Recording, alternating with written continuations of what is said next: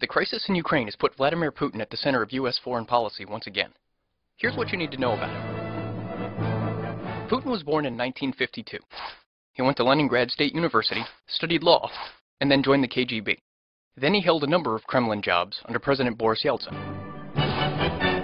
Putin became president in 2000. Thanks in part to the country's rising economic tide, he was re-elected in 2004. 4 years later, he became prime minister under Dmitry Medvedev.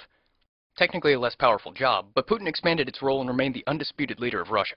Many observers believe he was behind a law to extend the presidential term from 4 years to 6, and with Putin being re-elected president in 2012, he could lead until he's 71.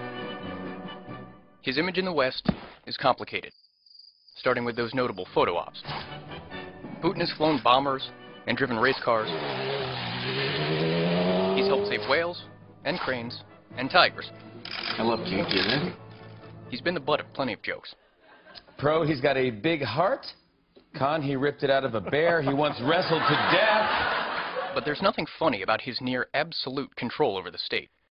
Putin cracks down on political dissent, and he's been slammed by the West for his human rights record. In fact, battling the West almost seems to be what he does best.